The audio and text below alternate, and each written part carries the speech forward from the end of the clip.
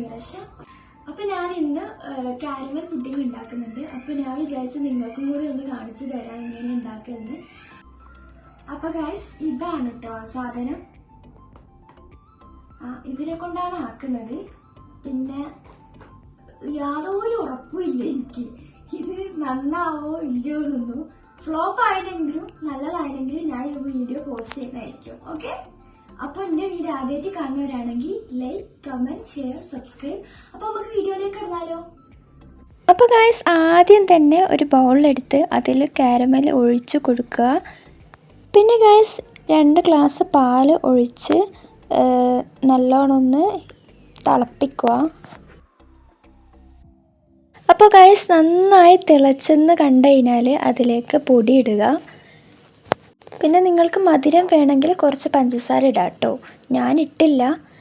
പൊടിയിട്ട ഉടനെ തന്നെ നന്നായി മിക്സ് ചെയ്യുക. പിന്നെ ഗൈസ് ഹൈ ഫ്ലെയിമിൽ തന്നെ ഇട്ട് 2 മിനിറ്റ് ഒന്ന് മിക്സ് ചെയ്തതിന് ശേഷം നേരത്തെ നമ്മൾ കാരമൽ ഒഴിച്ച് വെച്ച ബൗളിൽ ഇത് പതിയെ ഒന്ന് ഒഴിച്ച് കൊടുക്കുക കേട്ടോ. പിന്നെ ഗൈസ് ചൂടാറിയതിന് ശേഷം മാത്രമേ ഫ്രിഡ്ജിലെടുത്ത് വെക്കാൻ പറ്റുള്ളൂ കേട്ടോ. 1 മണിക്കൂർ കൊണ്ട് തന്നെ ഇതൊന്ന് സെറ്റായി കിട്ടും കേട്ടോ.